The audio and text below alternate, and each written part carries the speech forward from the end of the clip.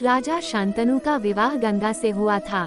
गंगा के गर्भ से महाराज शांतनु को 8 पुत्र हुए, जिनमें से 7 को गंगा ने गंगा नदी में ले जाकर बहा दिया। वचन के बंधे होने के कारण शांतनु कुछ नहीं बोल पाए। जब गंगा का 8वां पुत्र हुआ और वह उसे भी नदी में बहाने के लिए ले जाने लगी तो राजा शांतनु से रहा नहीं गया और उन्होंने इस कार्य को करने से गंगा को रोक दिया। गंगा ने कहा, राजन, आपने अपनी प्रतिज्ञा भंग कर दी है, इसलिए अब मैं आपके पास नहीं रह सकती। इतना कहकर गंगा वहां से अंतर्ध्यान हो गई। महाराजा शांतनु ने अपने उस पुत्र को पाला पोसा और उसका नाम देवव्रत रखा। देवव्रत के किशोरावस्था में होने पर उसे हस्तिनापुर का युवराज घोषित कर दिया। यही देवव्रत आगे चलकर भीष्म कहलाए। अब जब गंगा चली गई तो एक दिन शांतनु यमुना के तट पर घूम रहे थे कि उन्हें नदी में नाव चलाते हुए एक सुंदर कन्या नजर आई। शांतनु उस कन्या पर मुग्ध हो गए। महाराजा ने उसके पास जाकर उससे पूछा, हे देवी, तुम कौन हो? उसने कहा, महाराजा, मेरा नाम सत्यवती है और मैं निषाद कन्या हूँ। महाराज उसके रूप यौवन पर रीझकर उसके पिता दाशराज के पास पहुँचे और सत्यवती के साथ अपने विवाह का प्रस्ताव किया। इस पर धीवर दाशराज ने कहा, राजन, मुझे अपनी कन्या का विवाह आपके साथ करने में कोई आपत्ति नहीं है, किंतु मैं चाहता हूँ कि मेरी कन्या के गर्भ से उत्पन्न पुत्र को ही आप अपने राज्य का उत्तराधिकारी बनाएं, तो ही यह विवाह संभव हो पाएगा। निषाद के इन वचनों को सुनकर महाराज शांतनु चुपचाप हस्तिनापुर लौट आए और मन ही मन इस दुख से घुटने लगे। महाराज की इस दशा को देखकर देवव्रत को चिंता हुई। जब उन्हें मंत्रियों द्वारा पिता की इस प्रकार की दशा होने का कारण पता चला तो वे निषाद के घर जा पहुँचे और उन्होंने निषाद से कहा, हे निषाद, आप सहर्ष अपनी पुत्री सत्यवती का विवाह मेरे पिता शांतनु के साथ कर दें। मैं आपको वचन देता हूँ कि आपकी पुत्री के गर्भ से जो बालक जन्म लेगा वही राज्य का उत्तराधिकारी होगा। कालांतर में मेरी कोई संतान आपकी पुत्री के संतान का अधिकार छीन न पाए, इस कारण से मैं प्रतिज्ञा करता हूँ कि मैं आजन्म अविवाहित रहूंगा। उनकी इस प्रतिज्ञा को सुनकर निषाद ने हाथ जोड़कर कहा, हे देवव्रत, आपकी यह प्रतिज्ञा अभूतपूर्व है। इतना कहकर निषाद ने तत्काल अपनी पुत्री सत्यवती को देवव्रत तथा उनके मंत्रियों के साथ हस्तिनापुर भेज दिया।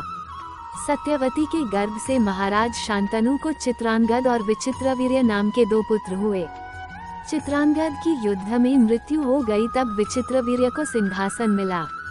उसकी 2 पत्नियां अंबालिका और अंबिका थीं, लेकिन विचित्रवीर्य को दोनों से कोई संतानें नहीं हुई और वह भी चल बसा। ऐसे में सत्यवती ने विचित्रवीर्य की विधवा अंबालिका और अंबिका को नियोग प्रथा द्वारा संतान उत्पन्न करने का सोचती है। भीष्म की अनुमति लेकर सत्यवती अपने पुत्र वेदव्यास द्वारा अंबिका और अंबालिका के गर्भ से यथाक्रम धृतराष्ट्र और पांडु नाम के पुत्रों को उत्पन्न करवाती है। सत्यवती के पुत्र वेदव्यास माता की आज्ञा मानकर बोले, माता, आप उन दोनों रानियों से कह दीजिए कि वे मेरे सामने से निर्वस्त्र होकर गुजरें, जिससे कि उनको गर्भ धारण होगा। सबसे पहले बड़ी रानी अंबिका और फिर छोटी रानी अंबालिका गई, पर अंबिका ने उनके तेज से डरकर अपने नेत्र बंद कर लिए, जबकि अंबालिका वेदव्यास को देखकर भय से पीली पड़ गई। वेदव्यास लौटकर माता से बोले, माता, अंबिका को बड़ा तेजस्वी पुत्र होगा, किंतु नेत्र बंद करने के दोष के कारण वह अंधा होगा, जबकि अंबालिका के गर्भ से पांडु रोग से ग्रसित पुत्र पैदा होगा। ये जानकर के माता सत्यवती ने बड़ी रानी अंबिका को पुनः वेदव्यास के पास जाने का आदेश दिया। इस बार बड़ी रानी ने स्वयं न जाकर अपनी दासी को वेदव्यास के पास भेज दिया। दासी बिना किसी संकोच के वेदव्यास के सामने से गुजरी। इस बार वेदव्यास ने माता सत्यवती के पास आकर कहा, माते, इस दासी के गर्भ से वेद वेदांत में पारंगत अत्यंत नीतिवान पुत्र उत्पन्न होगा। इतना कहकर वेदव्यास तपस्या करने चले गए। अब सिंहासन के लिए 3 पुत्र थे। पहले धृतराष्ट्र जो अंधे थे, दूसरे पांडु जो रोगग्रस्त थे और तीसरे दासीपुत्र विदुर जो सभी तरह से स्वस्थ और ज्ञानी थे। तीनों ही ऋषि वेदव्यास की संतान थी। जब धृतराष्ट्र को गांधारी से कोई पुत्र नहीं हुआ तो यही वेदव्यास फिर से काम आए। हालांकि सिंहासन का ले देकर उत्तराधिकारी पांडु को ही बनाया गया। महाभारत के आदि पर्व के अनुसार एक दिन राजा पांडु आखेट के लिए निकलते हैं। जंगल में दूर से देखने पर उनको एक हिरन दिखाई देता है। वे उसे एक तीर से मार देते हैं। वो हिरन किंदम ऋषि निकलते हैं जो अपनी पत्नी के साथ मैथुनरत थे। वे ऋषि मरते वक्त पांडु को शाप देते हैं कि तुम भी मेरी तरह मरोगे जब तुम मैथुनरत रहोगे। इस शाप के भय से पांडु अपनी दोनों पत्नियों कुंती और माद्री से कोई संबंध नहीं बना पाते हैं और अंत में वे राज्य अपने भाई धृतराष्ट्र को सौंपकर अपनी पत्नियों कुंती और माद्री के साथ जंगल चले जाते हैं। यदि यह शाप नहीं होता तो पांडु के पुत्र होते और उनको ही राजसिंहासन का अधिकार स्वतः ही मिल जाता है, तब सभी उनके ही अधीन होते। जंगल में वे सन्यासियों का जीवन जीने लगते हैं, लेकिन पांडु इस बात से दुखी रहते हैं कि उनकी कोई संतान नहीं है और वे कुंती को समझाने का प्रयत्न करते हैं कि उसे किसी ऋषि के साथ समागम करके संतान उत्पन्न करनी चाहिए। लाख समझाने के बाद तब कुंती मंत्र शक्ति के बल पर एक एक कर 3 देवताओं का आह्वान कर 3 पुत्रों को जन्म देती है। धर्मराज से युधिष्ठिर, इंद्र से अर्जुन, पवनदेव से भीम को जन्म देती है। वहीं इसी मंत्र शक्ति के बल पर माद्री ने भी अश्विन कुमारों का आह्वान कर नकुल और सहदेव को जन्म दिया। इसका मतलब ये कि पांडु पुत्र असल में पांडु पुत्र नहीं थे। उसी तरह कुंती अपनी कुंवारी अवस्था में सूर्यदेव का आह्वान कर कर्ण को जन्म देती है। इस तरह कुंती के 4 और माद्री के 2 पुत्र मिलाकर कुल 6 पुत्र होते हैं। एक दिन वर्षा ऋतु का समय था और पांडु और माद्री वन में विहार कर रहे थे। उस समय पांडु अपने काम वेग पर नियंत्रण न रख सके और माद्री के साथ सहवास करने को उतावले हो गए और तब ऋषि का श्राप महाराज पांडु की मृत्यु के रूप में फलित हुआ। माद्री पांडु की मृत्यु बर्दाश्त नहीं कर सकी और उनके साथ सती हो गई। ये देखकर पुत्रों के पालन पोषण का भार अब कुंती पर आ गया था। उसने अपने मायके जाने के बजाय हस्तिनापुर का रुख किया।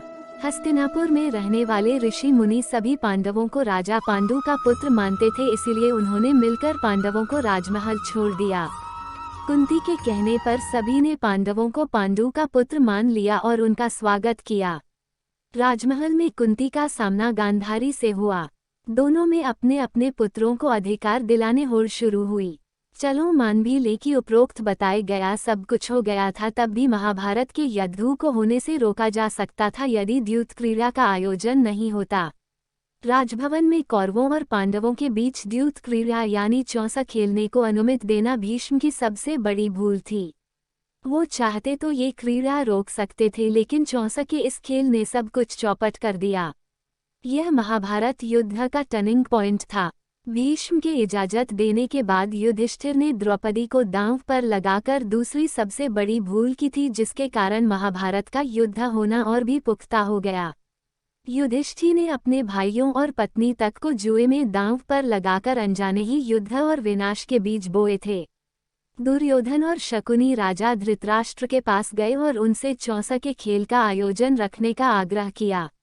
धृतराष्ट्र ने कहा कि वो विदुर की सलाह के पश्चात इसका निर्णय करेंगे, लेकिन दुर्योधन को बिना पूछे इस खेल का आयोजन करने के लिए अपने पिता को बाध्य किया। अंत में धृतराष्ट्र को उनकी बात माननी पड़ी और उसे चौसा के खेल के आयोजन की घोषणा करवाई।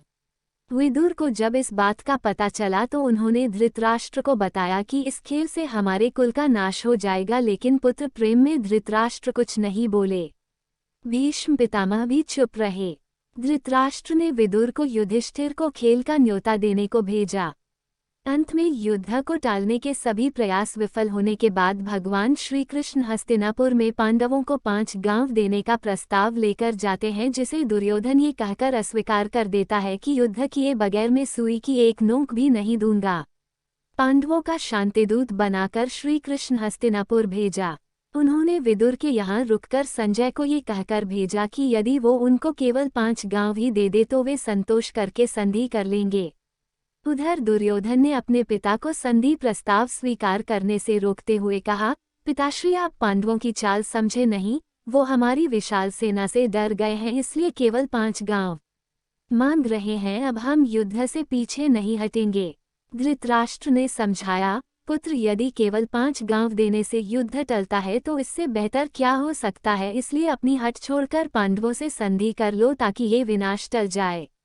दुर्योधन अब गुस्से में आकर बोला, पिताश्री मैं एक तिनके की भी भूमि उन पांडवों को नहीं दूंगा और अब फैसला केवल रणभूमि में ही होगा। ऐसे ही अच्छी बातें जानने के लिए हमारे साथ बने रहें। राधे राधे।